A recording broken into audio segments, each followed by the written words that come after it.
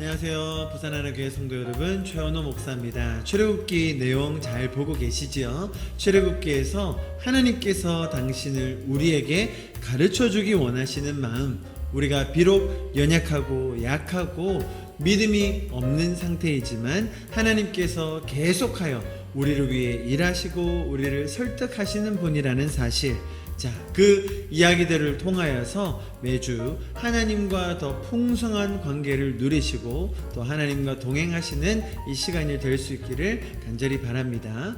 성경은 여러분 아시겠지만 장과 절이 구분되어 있습니다. 저희가 지금 읽기에 너무 편하지요. 그러나 그 장과 절에 대한 구분은 성경을 처음에 쓸 때부터 나뉘어져 있던 것은 아닙니다. 후대에 우리의 편의상 나눈 것이지요. 그래서 저희가 1장부터 오늘 7장에 이르기까지 쭉 보고 있는데요. 지난주 6장의 말씀을 중반부에서 끊었었죠. 그리고 오늘도 7장의 전체를 보지 않고 초반부에 끊으려고 하는데요. 그 이유는 뭐냐면 내용상 전개가 그렇게 되기 때문인데요. 오늘 내용을 전체적으로 보시면 왜 이렇게 끊었는지를 좀 이해하시게 될 겁니다. 그래서 오늘은 6장 중반부에 나오는 이 족보인지 계보인지 모를 그 내용부터 시작해서 7장 초반까지를 같이 보도록 하겠습니다. 자, 기본적으로 출애굽기에서 하나님께서 자기 자신을 계시하고 있는 대상, 가르쳐 주시고 있는 대상이 누구였죠? 단연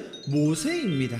왜입니까? 모세가 아직 하나님을 모르기 때문입니다. 하나님이 어떤 분인지, 어떤 계획을 가지고 계신지, 어떤 인격, 어떤 성품으로 자신을 인격적으로 대하시는지 모세가 전혀 감이 없죠. 그렇기 때문에 이 출애굽기의 첫 번째 우리의 관점은 다름 아닌 모세가 어떻게 하나님을 알아가는가, 모세를 하나님께서는 어떻게 가르쳐 주시는가가 되어야 합니다. 그런데 많은 경우에 사람들은 모세는 하나님의 나라를 위해 준비된 일꾼이었다. 하나님께서 출애굽이라는 그 프로젝트를 진행하시는 데 있어서 가장 적합한 사람이 모세였다라고 생각을 많이 합니다. 여러분, 모세가 정말 이 하나님 나라에 그리고 출애굽이라는 프로젝트에 정말 딱 맞는 준비된 그런 일꾼이었을까요? 만약에 하나님의 나라를 위해 쓰임을 받은 일꾼이라고 하면 어떤 자질이 준비되어야 할까요? 하나님 나라가 뭔지를 잘 알고, 아니 그 이전에 하나님을 좀 알아야 될 거 아닙니까? 하나님이 어떤 분이신지,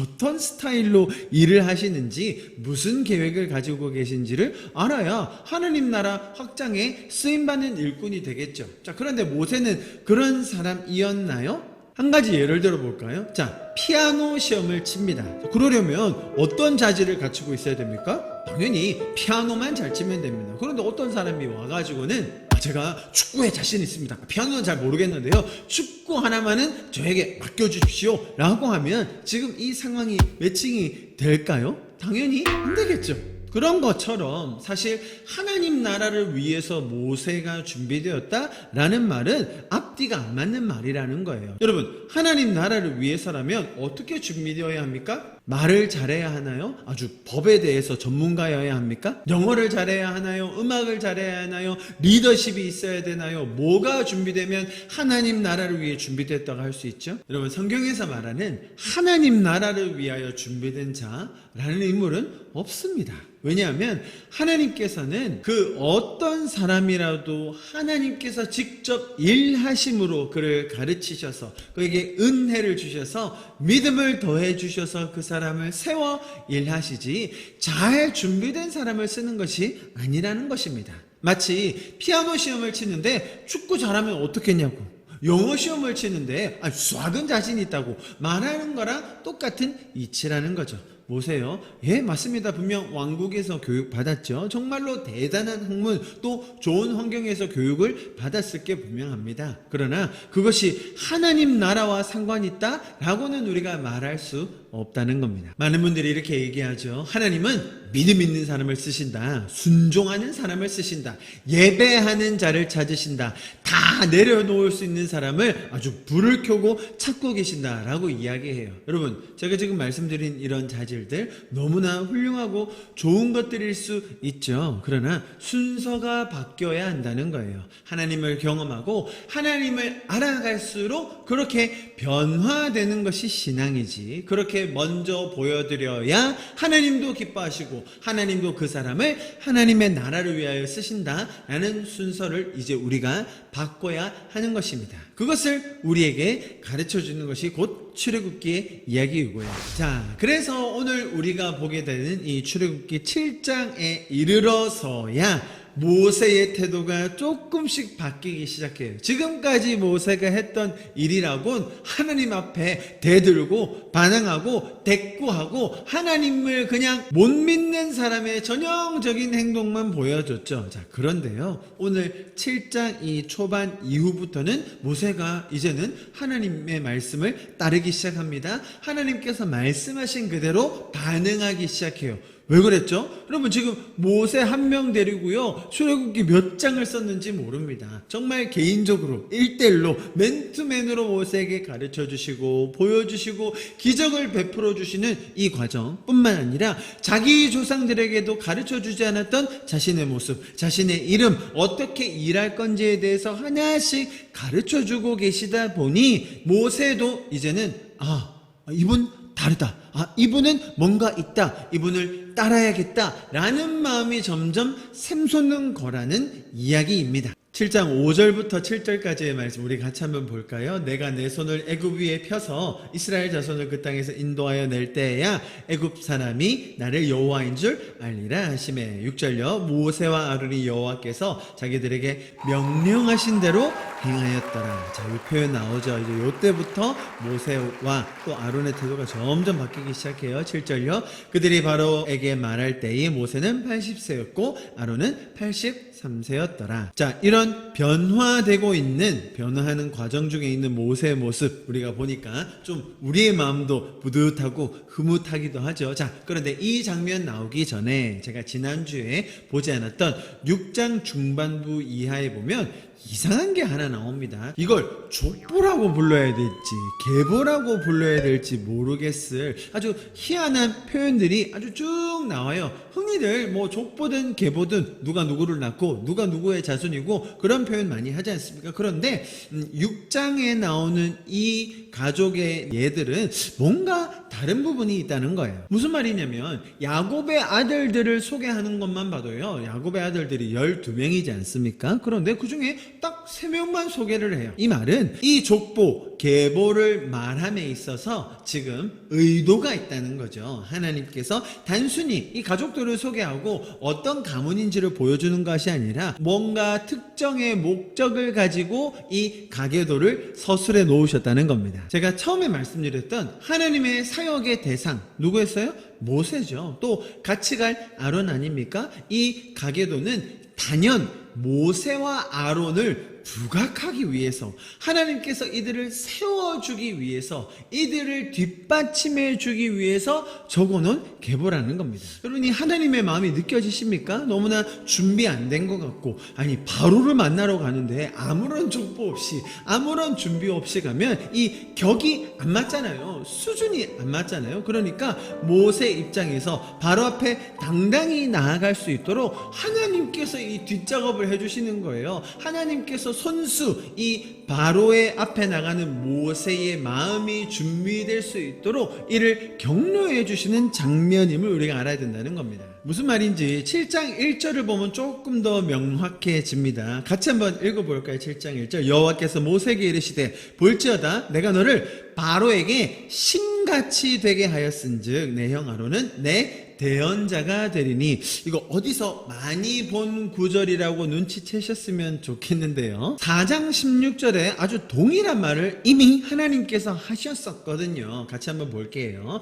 그가 너를 대신하여 백성에게 말할 것이니 그는 내 입을 대신할 것이요 너는 그에게 하나님같이 되리라. 자, 여기서는 아론에게 모세가 하나님처럼 된다고 했고, 자 7장 1절에는 뭐라고 했죠? 모세가 누구에게요? 애굽의 왕 바로에게 신 같은 존재가 될 것이다. 자, 무슨 말이냐면 지금 모세라는 사람은 너무나 낮은 자존감, 자기가 뭘 할 수 있을까? 아무런 역할도 못하는, 아니 이 신이 도대체 누구이긴데 나에게 와서 이렇게 얘기하지? 아우 그냥 핑계대서 그냥 말로 돌려서 안 간다고 해야겠다라는 심리였는데, 자 그런데 설명을 듣다 보니 이분이 베푸시는 기적을 보아하니 뭔가 될 법하거든요. 해볼만 하거든요. 그래 바로 앞에 한번 가보지 뭐 까짓거 밑져야 본자 아니겠어? 라는 심리가 들긴 하는데, 자기가 알고 있잖아요. 바로가 어떤 존재인지. 바로는 어떤 존재입니까? 신의 아들입니다. 바로라는 이름의 뜻 자체가 그것을 의미하고 있죠. 당연히 그 애굽이라는 당대 최고의 강국의 수장 아닙니까?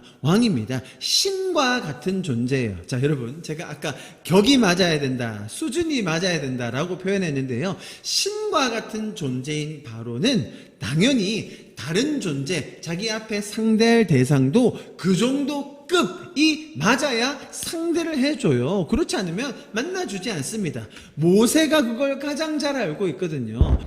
그래서 하나님께서 지금 모세의 급을 올려주시는 거예요. 단순히 미디안 광야에서 양치는 정도가 아니라, 아니 살인해서 도망갔던 그런 도망자 신세가 아니라, 네가 바로 앞에 신과 같은 존재가 될 거야. 나는 네 뒤에 있는 스스로 있는 하나님이고 너는 바로에게 신과 같은 존재가 될 거다. 그리고 아론은 어떤 존재라고요? 네 말을 대신해줄 대언자가 될 거다라고 소개해 주신 거예요. 바로 밑에요. 바로의 말을 대신해주는 사람들이 아주 그냥 각 분야마다 수두룩하게 많거든요. 그러니까 지금 하나님께서 어떤 구색을 갖춰 가시는지를 우리가 잘 배울 수 있는 거죠. 6장에 나오는 이 족보도 마찬가지입니다. 애굽의 신들을 제가 설명할 때 각자 신들마다 가지고 있는 영역, 또 역할, 서열이 있다고 설명드렸죠. 그러니까 애굽에 있는 신들은 각자마다 위치가 다르고 또 하는 역할이 달라요. 그리고 당연히 신들의 족보도 있습니다. 이 신은 누구보다 위고 이 신은 누구보다는 세고, 저 신과 저 신은 분리되어 있어야 하고 하는 그런 신들마다의 계보와 족보가 있거든요. 자 그렇다면